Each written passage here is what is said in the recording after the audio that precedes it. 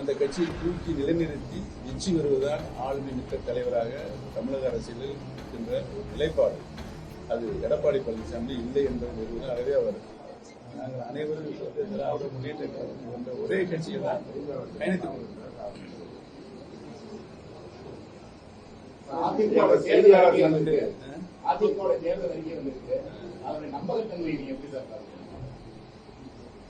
இதுவரை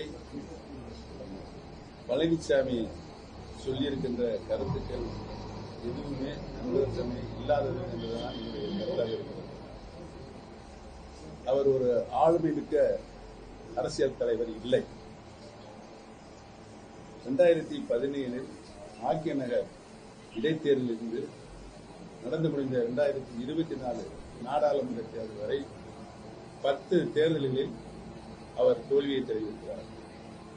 ஒரு ஆளுமிக்க தலைவர் என்று சொன்னார், ஒரு சட்டமன்ற தேர்தலிலோ அல்லது நாடாளுமன்ற தேர்தலையோ தோல்வியை தெரிவினா அடுத்த தேர்தல் எந்த தேர்தல் வந்தாலும் அந்த கட்சியை தூக்கி நிலைநிறுத்தி வெற்றி வருவதுதான் ஆளுமை மிக்க தலைவராக தமிழக அரசியலில் இருக்கின்ற ஒரு நிலைப்பாடு. அது எடப்பாடி பழனிசாமி இல்லை என்பதை நிறுவனம் ஆகவே அவர் ஆளுமை மிக்க தலைவராக இல்லை என்ற காரணத்தினால் தொடர்ந்து தோல்வியை 10 தேர்தல்களில் நாடாளுமன்ற தேர்தல், சட்டமன்ற தேர்தல், இடைத்தேர்தல்கள் இப்படி அனைத்து தேர்தலும் பழனிசாமி படுதோல்வி பழனிசாமியால்தான் அரசியல் நிலை கொண்டிருக்கிறார் என்று தெரிவித்துக் கொள்கிறேன். செய்தியாளர் சந்திப்பு அழைத்திருக்கிறீர்கள், என்ன ஆகும்?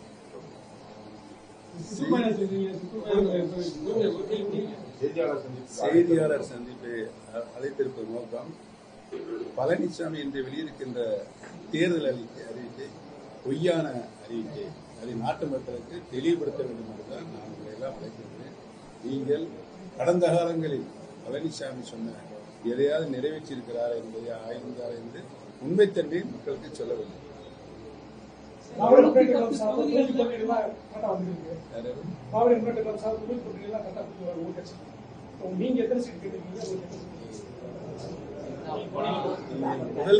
முதல் கேள்வியும் தவறானது, இப்பொழுது கேள்வியும் தவறானது.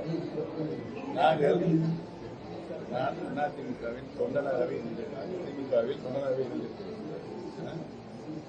தளபதி அவர்கள் வேட்பாளர் பட்டியல் வெளியிடும் போது யாரெல்லாம் வேட்பாளர் பட்டியல் இடம்பெற்றிருக்காரோ அவர் தான் தேர்தலில் தகுதியுடையவர்கள் என்பதை தெரிவித்தார். என்னுடைய சுற்றுப்பயணம் தென் மாவட்டங்களில் 58 தொகுதி இருக்கிறது.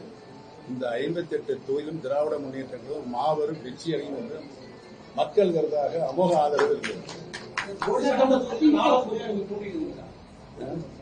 தளபதி உத்தரவிட்டால் போட்டி.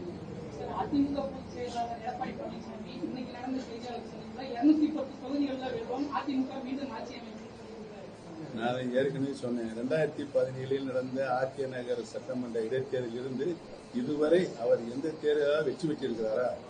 ஆக ஆளுமை திறன் கொண்ட தலைவராக எடப்பாடி பழனிசாமி இல்லை. மக்கள் அதை நம்ப வேண்டாம் என்றுதான் சொல்லுங்கள். மோடி தொகுதியில் வேட்பாளராக அறிவிக்கப்பட்டார். மோடி தொகுதி மக்களுக்கு என்னென்ன மாதிரியான திட்டங்களாக செயல்படுவது உங்களுக்கு நல்லாவே தெரியும். நீங்க நீண்ட காலமாக இந்த போலி தொகுதியிலே இருக்கிறீர்கள். சில நேரங்களில் உண்மை பேசுகிறீர்கள், சில நேரங்களில் வேறு மாதிரியாக திருப்பி பேசுகிறீர்கள். நான் ஜோடி சட்டமன்ற தொகுதியில் 2017 முதல் முதலாக இந்த தேர்தல் காலத்தில் சொன்ன வாக்குறுதிகள் ஒன்றை தவிர பாக்கி எல்லாமே நிறைவேற்றிருக்கிறது. டாப் ஸ்டேஷனுக்கு ரோடு போடப்படும் என்று அறிவித்திருக்கிறேன். அது மட்டும்தான் இல்லை. ஏன் என்று சொன்னால் அதற்கு டிராடிஷன் ரொம்ப செங்குத்தான மலைப்பகுதியாக இருந்ததால் 3-4 சர்வேகள் நடத்தப்பட்டது. ரோடு போடக்கூடிய வசதிகள் இல்லை. அதனால அந்த காலத்திலே ரோப்கார் மூலமாக தேயிலையை ஏற்றுவதும் இறக்குவதுமாக இருந்தது என்பதை தெரிவித்தது. ஆகவே இங்கே சொல்லப்பட்டிருக்கின்ற சொல்லப்படாத அனைத்து கோடி சட்டமன்ற தொகுதியில் இருக்கிற அனைத்து பிரச்சனையும் தீர்த்து வைத்திருக்கிறது தெரிவித்தது.